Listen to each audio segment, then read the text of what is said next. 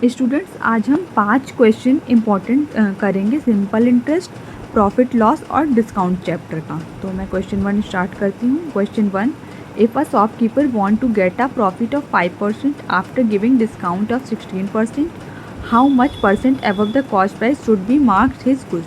तो हमें गिवन है यहाँ पर, मैं पहले वो लिख देती हूँ।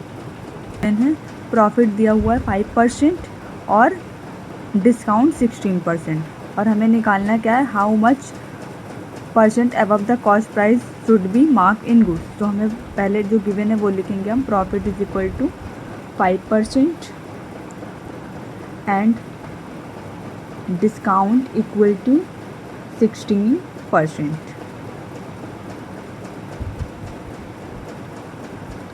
नाउ हमें यहाँ पे CP लेट करनी पड़ेगी, क्योंकि हमें क्या निकालना है, CP का कॉस्ट परसेंटेज निकालना है कि कितना ज़्यादा है। तो हम लेट करेंगे, लेट द CP, कैपिटल में लिखती हूँ मैं, CP बी 100। नाउ अब हमें गेन निकालना है, हमें प्रॉफिट परसेंट तो दिया हुआ है, तो हम प्रॉफिट या फिर गेन सेम ही है, तो हम क्या निकालेंगे, गेन निकालेंगे, या फिर हम इसको अदर लैंग्वेज में प्रॉफिट भी बोल सकते हैं। तो gain is equal two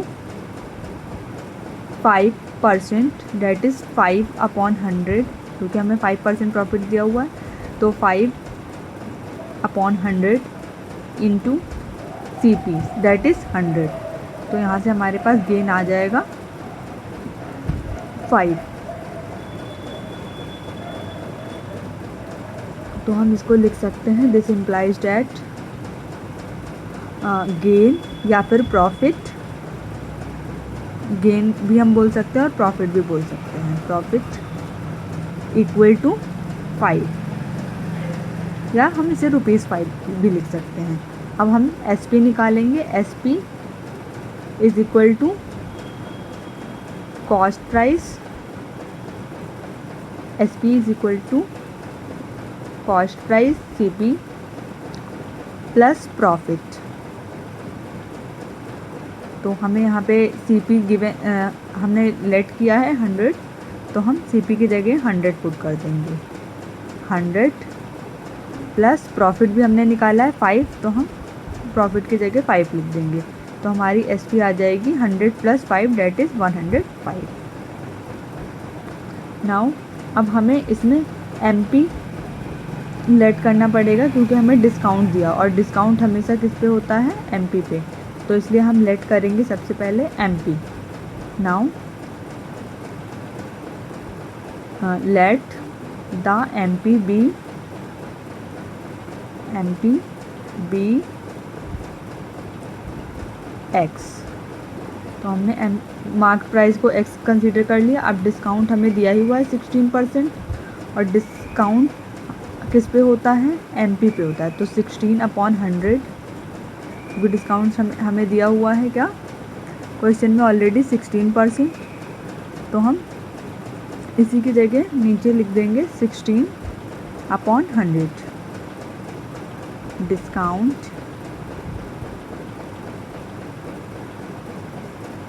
equal to 16/100 into X। क्यों लिया है हमने, क्योंकि MP पे होता है डिस्काउंट, और MP को हमने X कंसीडर करा है। Now discount is equal to, इसे हम सॉल्व कर लेंगे पहले 16/100 को, 2 से, 2 8 जा 16, 2 5 जा 10 और 0, 8/50 मीन्स हमारा डिस्काउंट आ चुका है 8x/50। अब हमारे पास डिस्काउंट आ गया है, तो अब हम क्या निकालेंगे, हमारे पास हमने डिस्काउंट मार्क प्राइस कंसीडर कर लिया X और डिस्काउंट निकाल लिया, तो यहाँ से हम SP निकाल लेंगे, और SP तो हमने पहले ही निकाला हो, तो हम उसको इक्वेट करके आंसर निकालेंगे, MP minus discount equal to SP। तो मार्क प्राइस हमने पहले ही लेट करा हुआ है X, और डिस्काउंट हमारा आ चुका है 8x/50, इसकी जगह हम पुट कर देंगे, is equal to selling price हमने ऊपर निकाली थी 105, तो हम वही पुट कर देंगे। यहाँ पे निकाला हुआ है मैंने 105, तो हम इसी को SP की जगह रख देंगे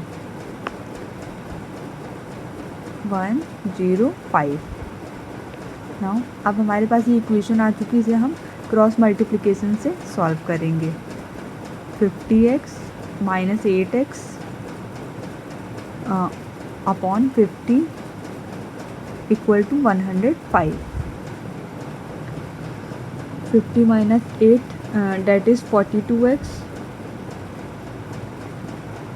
अपॉन 50 इंटू 105। अब यहाँ से हम x की वैल्यू निकाल लेंगे। x हमने क्या लेट करा हुआ है, मार्क प्राइस, तो x अगर हम निकाल लेंगे तो वो हमारा मार्क प्राइस हो जाएगा।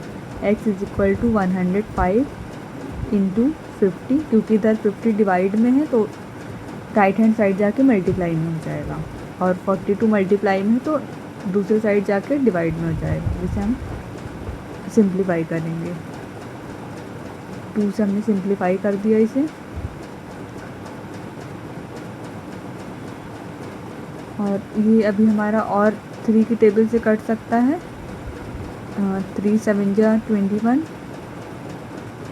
3 3 जा 9, 3 5 जा 15, तो हमारे पास 35, और 7 की टेबल से 35 भी कट जाएगा, तो हमारे पास इधर आ गया 5 और 50 से 25, तो 5 इंटू 25, तो x की वैल्यू क्या हो जाएगी हमारे पास 5 इंटू 25, डेट इज़ 125, और यही क्या है हमारा मार्क प्राइस, तो हम लिख देंगे mark price MP is equal to x is equal to 125।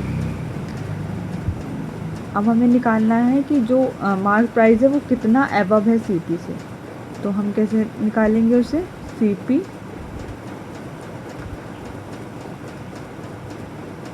मैं लिख देती हूँ यहाँ पे प्रॉपर, अमाउंट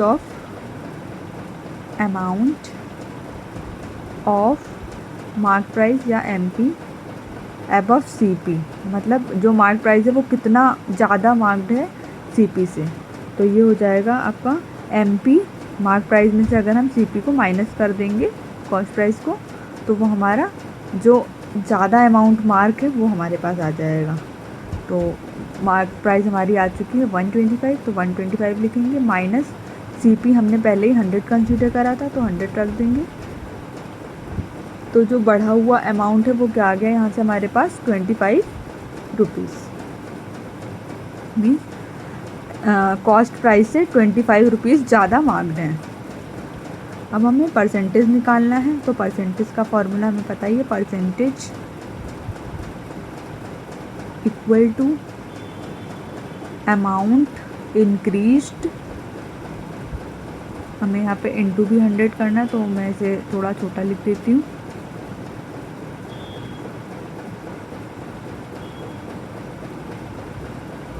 तो परसेंटेज अगर हमें निकालना है, इंक्रीज़ कितना इंक्रीमेंट या डिक्रीमेंट हुआ है, तो उसके लिए इंक्रीज्ड अमाउंट या अमाउंट इंक्रीज्ड एक ही बात है, increased amount upon CP into 100।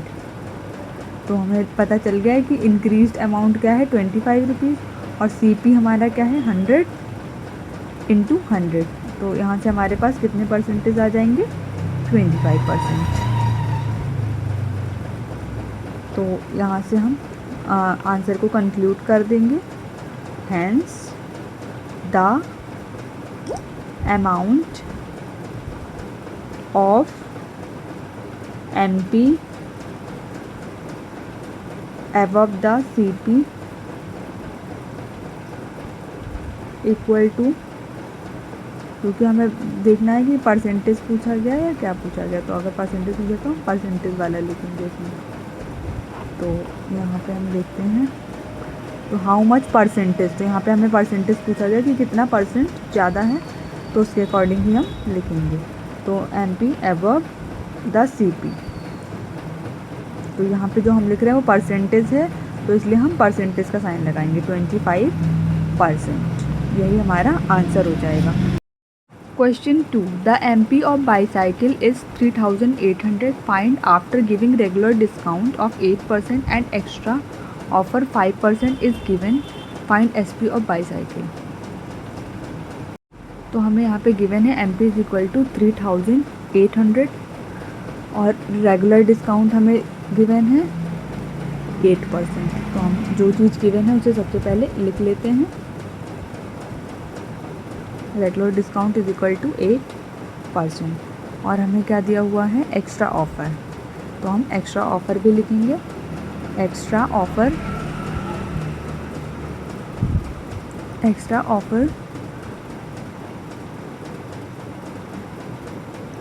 Is equal to 5% और हमसे क्या पूछा गया है, SP। तो हम SP निकालना है हमें। तो सबसे पहले अब हम इसको सॉल्व करेंगे। सबसे पहले हम रेगुलर डिस्काउंट का अमाउंट निकालेंगे कि कितना अमाउंट है। तो नाउ वी कैलकुलेट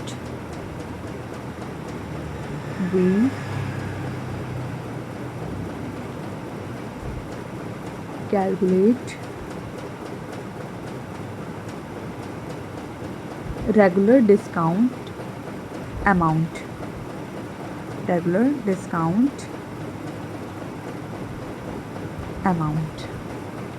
तो रेगुलर डिस्काउंट हो जाएगा हमारा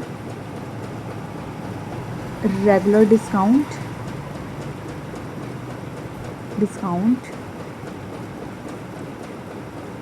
इक्वल टू डिस्काउंट परसेंट, जो हमें डिस्काउंट परसेंट दिया हुआ है 8/100। सॉरी, मैं यहाँ पे पहले फॉर्मूला लिख लेती हूँ, नेक्स्ट स्टेप में मैं इसको लिखूँगी।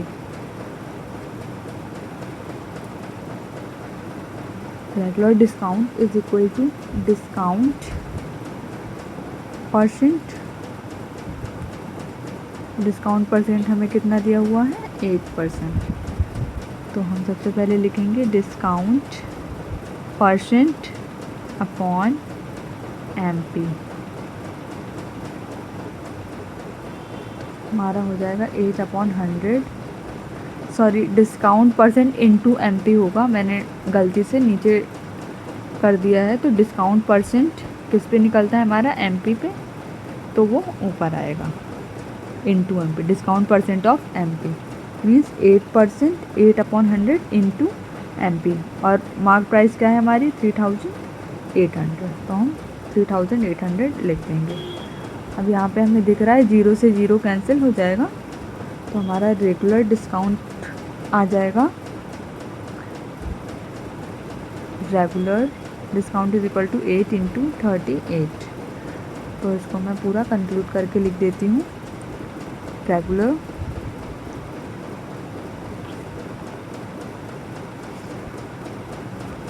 Regular discount equal to 304। 8 को हम 38 से मल्टीप्लाई करके आंसर लिख देंगे। हमारा आंसर आ जाएगा 304।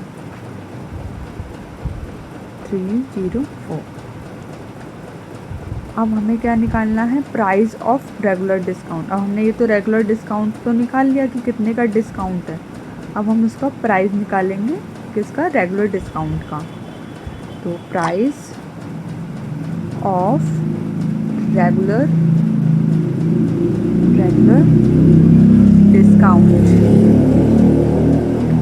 तो इसका फॉर्मूला होगा हमारा mark price MP minus regular discount, जो हमने 304 निकाला है। रेगुलर डिस्काउंट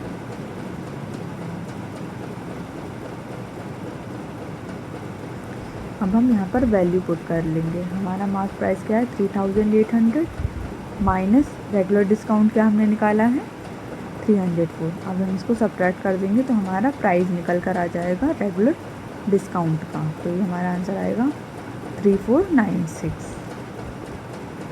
नाउ अब हमें कैलकुलेट करना है एक्स्ट्रा ऑफर डिस्काउंट अमाउंट। तो हम लिख देते हैं, now we calculate extra offer discount amount.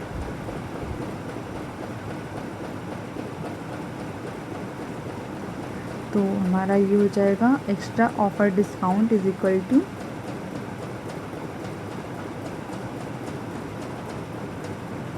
Extra offer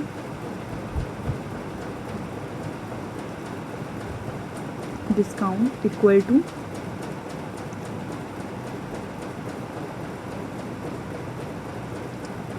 5/100, क्योंकि हमारा डिस्काउंट क्या है 5% है, तो 5/100 और किसका होगा ये, जो रेगुलर डिस्काउंट का प्राइस है। रेगुलर डिस्काउंट प्राइस है ना 3496, तो ये हम यहाँ पर नीचे लिख देंगे 3496। अब हम इसे सॉल्व कर लेंगे। 5 की टेबल से करती हूँ मैं पहले। 5 बन जा 5, 5 बन जा 5, 5 2 10 0। और अब हम इसको 2 की टेबल से करेंगे 10 टाइम्स। 2 1 जा 2, 2 7 जा 14, 2 4 जा 8, 2 4 जा 8 और 2 8 जा 16। तो हमारा आंसर आ चुका है 1। तो मैं 4 को सही से लिख देती हूँ पहले 4। तो आंसर आया है हमारा एक्स्ट्रा डिस्काउंट 1748/10। तो हम डेसिमल लगा देंगे 174.10। ये हमारा क्या आ चुका है, एक्स्ट्रा ऑफर डिस्काउंट। अब उसके बाद में हम एसपी निकालेंगे, सेलिंग प्राइस। तो मैं लिख देती हूँ selling price equal to regular discount price, regular discount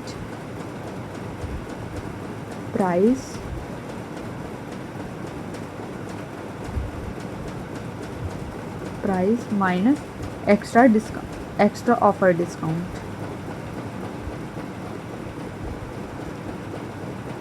selling price पे जो रेगुलर डिस्काउंट होगा उनमें से जो एक्स्ट्रा ऑफर डिस्काउंट हो रहा है उसको भी हम माइनस कर देंगे, तो वो हमारा सेलिंग प्राइस हो जाएगा। तो हम यहाँ पे देखेंगे रेगुलर डिस्काउंट प्राइस, हमारा प्राइस ऑफ रेगुलर डिस्काउंट क्या है हमारा 3496 और हमारा एक्स्ट्रा डिस्काउंट ऑफर क्या है 174.8। तो हम यहाँ पर वैल्यू पुट कर देंगे। तो S P is equal to 3496 minus 174.8। इसको हम सॉल्व करेंगे तो हमारा एस पी आ जाएगा। तो हमारी एस पी आ चुकी है 3321.2 और यही हमारा आंसर हो जाएगा। इसको मैं कंक्लूड कर देती हूँ। And so the S P of bicycle after giving regular discount of 8%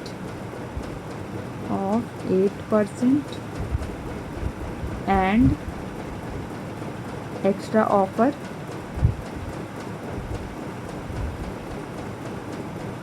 of 5%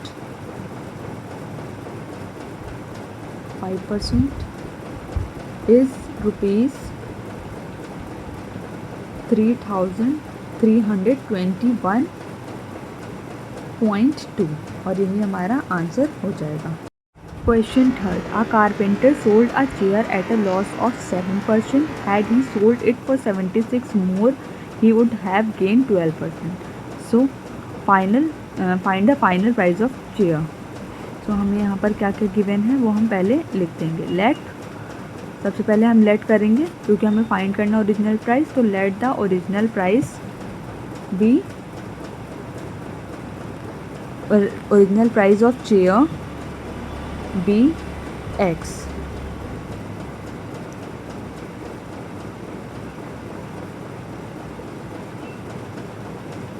now यहाँ पे 2 केस हो जाएगा क्वेश्चन के अकॉर्डिंग। तो हम सबसे पहले केस 1 लिखेंगे जिसमें हमें क्या लिखना होगा कि कारपेंटर ने बेचा है चेयर को 7% लॉस के साथ। तो हम केस 1 लिखेंगे, the carpenter the carpenter sold the chair at loss of 7%. तो इसके अकॉर्डिंग हमारा लॉस परसेंट हमें गिवन है, तो हम लॉस निकाल लेंगे. दिस इम्प्लाइज डेट हमारा लॉस क्या हो जाएगा, loss equal to 7% of CP means 7% of X. तो अब उसके बाद हम SP निकालेंगे फर्स्ट केस के लिए. तो हम लिख देती हूँ मैं नीचे SP फॉर केस 1. इसको हम SP1 कंसीडर करेंगे. तो इस केस से हमारा SP क्या आ जाएगा, X माइनस 7% ऑफ X. तो यहाँ से हमारा SP आ जाएगा, क्योंकि लॉस हो रहा है तो इसलिए हमने CP से माइनस कर दिया है लॉस को. अब SP1 is equal to X minus X minus 7/100 into X. इसे हम सॉल्व कर लेंगे तो हमारा आ जाएगा X माइनस 0.07X. तो ये हमारा SP1 हो गया. तो हम अगर इससे सॉल्व करेंगे तो हमारा आ जाएगा SP1 is equal to 0.93X. इसको हम इक्वेशन 1 मान लेते हैं.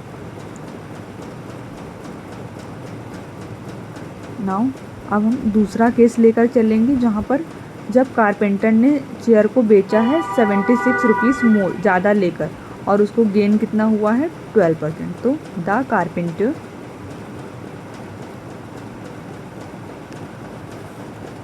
Sold the chair for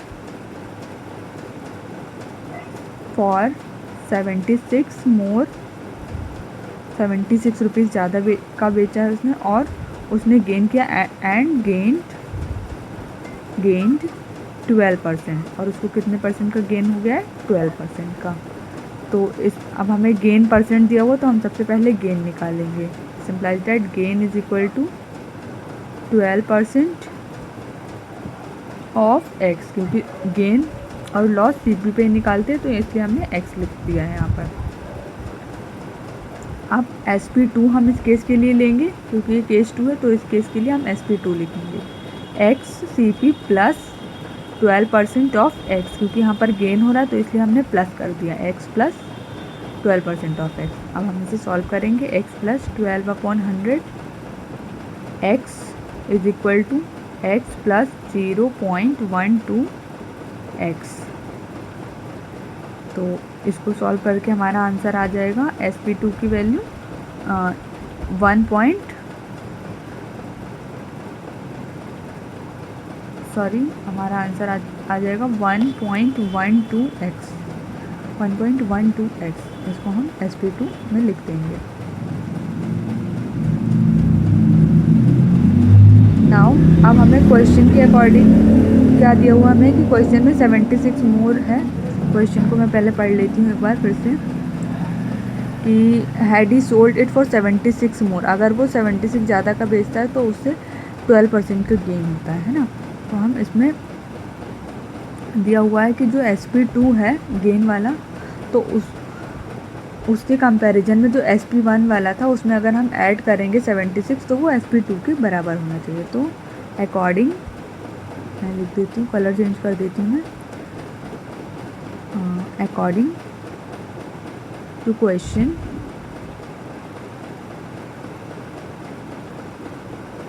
SP2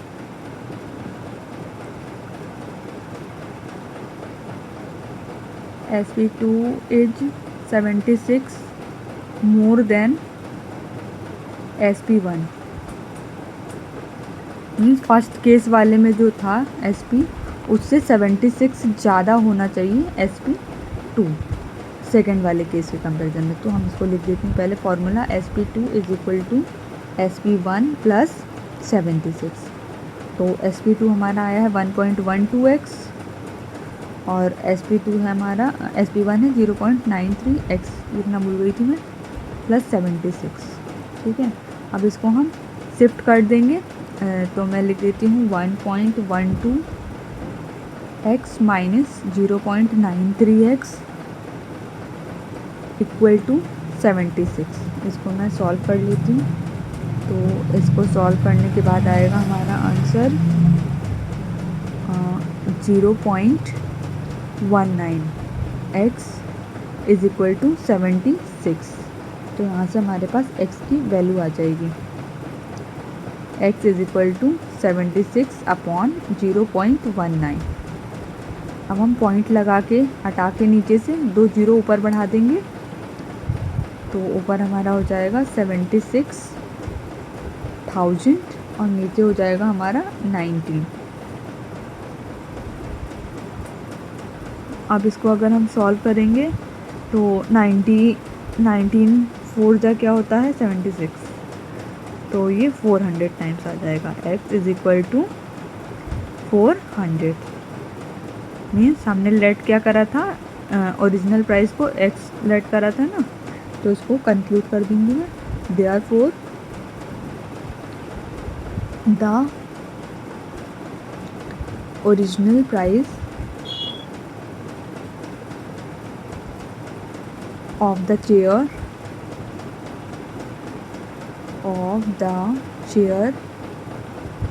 be 400। यही हमारा आंसर हो जाएगा। Question 4, a sum of money is lent for 5 years at R% simple interest for annum per annum, और यहाँ पे फॉर एनम लिख दिया, पर एनम आएगा। If interest earn be 1/4 of the money lent find the value of R। So सबसे पहले जो given है हम वो लिख देते हैं। Given time is equal to 5 years, sorry मैं यहाँ पे सबसे पहले गिवन लिखूँगी। गिवन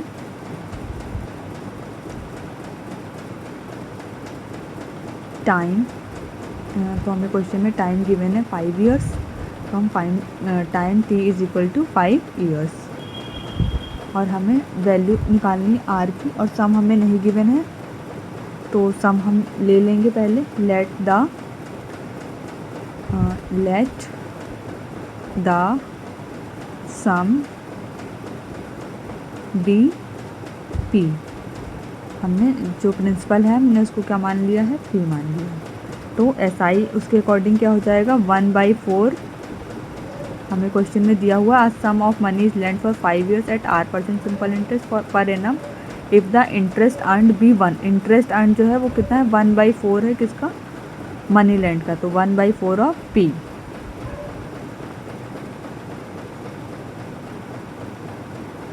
तो हमारा P/4 आ जाएगा। अब हम SI वाला फॉर्मूला लगा लेंगे। SI is equal to PRT upon 100।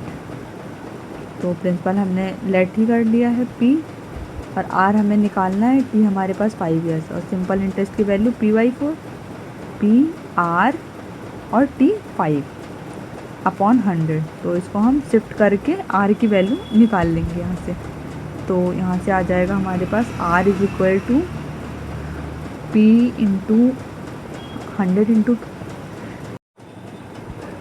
Into P upon P into 5 into 4। तो अब हम इसे P से P कैंसिल हो रहा है यहाँ पे हमारे पास। अब हम इसको 5 से कट कर देंगे, 5 1 जा 5, 5 2 जा 10, 100 20 टाइम्स में कट गया, 4 5 जा 20। तो यहाँ से हमारे पास R की वैल्यू 5% आ चुकी है, क्योंकि R परसेंट में होता है, तो हम इसे लिख देंगे R is equal to 5% per annum.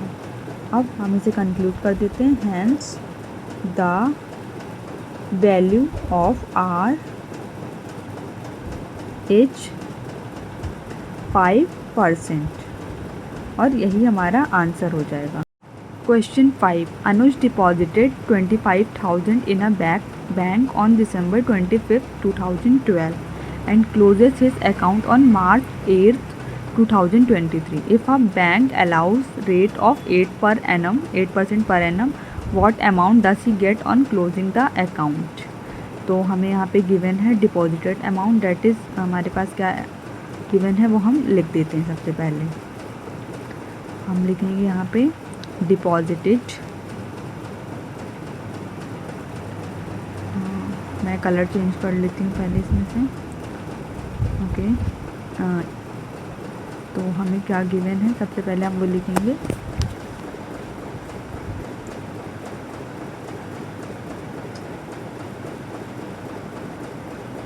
Given deposited amount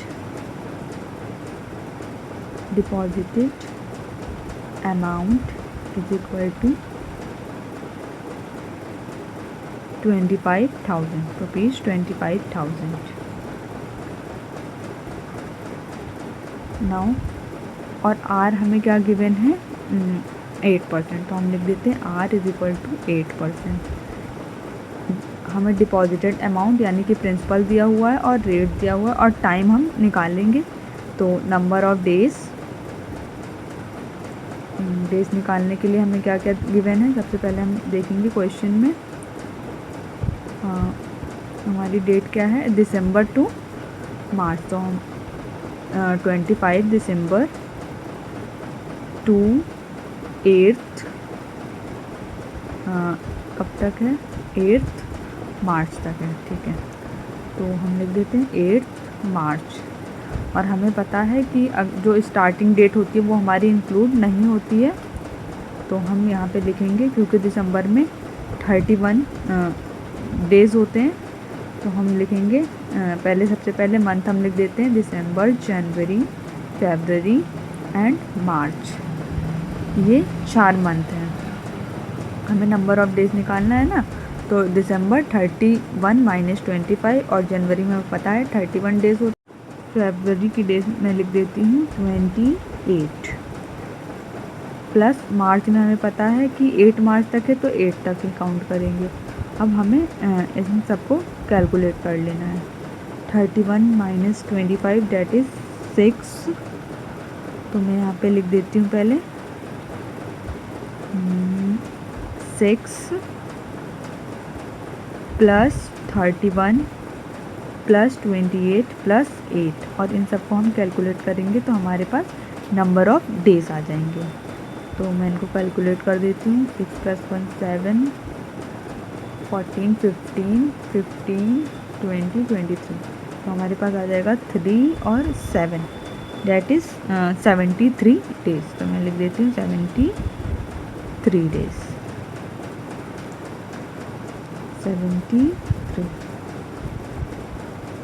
73 days. तो हमारे पास यहाँ पर नंबर ऑफ़ डेज़ आ चुके हैं। अब ये हमारा डेज़ में आया है, लेकिन आर किस में हमें दिया हुआ है, पर एनम में। तो हमें इसको ईयर में कन्वर्ट करना पड़ेगा। तो हम इसे कन्वर्ट करेंगे, convert 73 days two years, 73 days two years. तो हमें पता है कि 1 ईयर में 365 डेज़ होते हैं, तो हम लिखेंगे यहाँ पे 1 year is equal to 365 days. इसको हम ऐसे भी लिख सकते हैं, और क्योंकि हमें डेज़ से ईयर में करना है तो हम डेज़ पहले लिखेंगे, और 365 डेज़ इक्वल टू 1 ईयर। और यहाँ से हमारा यूनिटरी मेथड से 1 डे की वैल्यू आ जाएगी। 1 day is equal to 1/365 year. अब हमें कितने का निकालना है, 73 का निकालना है। तो 73 डे इज़ इक्वल टू 73/365। हम इसे यहाँ भी सॉल्व कर सकते हैं और बाद में भी सॉल्व कर सकते हैं। तो मैं इसे अभी यहाँ पे सॉल्व नहीं कर रही हूँ, मैं इसे बाद में पुट करूँगी। अब हमें क्या निकालना है, SI। तो now SI is equal to PRT/100। तो P की वैल्यू हमें वही वाली वैल्यू है जो डिपॉजिटेड अमाउंट होता है ना, ऊपर हमें लिखा हुआ है मैंने गिवन में, मैं दिखा देती हूँ ऊपर, 1 मिनट।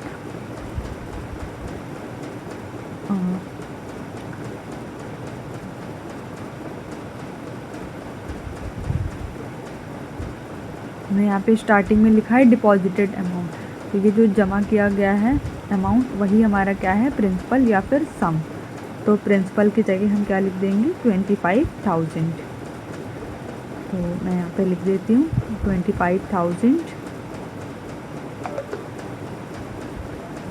इंटू 8, आर की वैल्यू 8 थी तो 8 लिख देंगे हम, इंटू टाइम हमारा आ चुका है 73/365। इसे हम नीचे भी लिख सकते हैं 365 इंटू 100, लेकिन मैं पहले पूरा ऊपर करके ही बताती हूँ, ऊपर लिख कर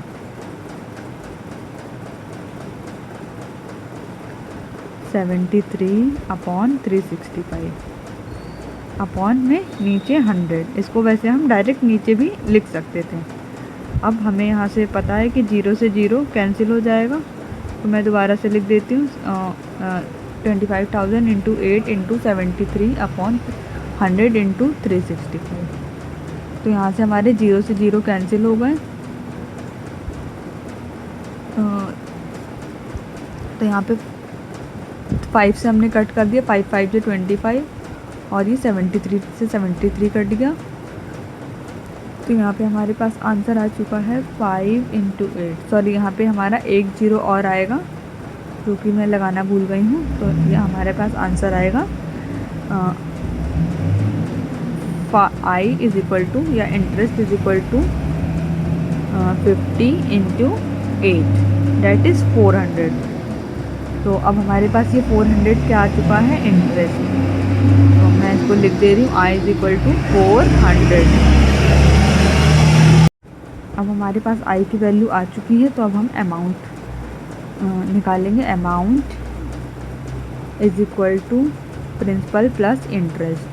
तो प्रिंसिपल हमें स्टार्टिंग में ही गिवन है 25,000, तो प्रिंसिपल की जगह हम लिख देंगे 25,000 प्लस इंटरेस्ट हमने अभी निकाला है 400। तो इन दोनों को ऐड कर देंगे तो हमारा अमाउंट आ चुका है 25,400 और यही हमारा आंसर हो जाएगा।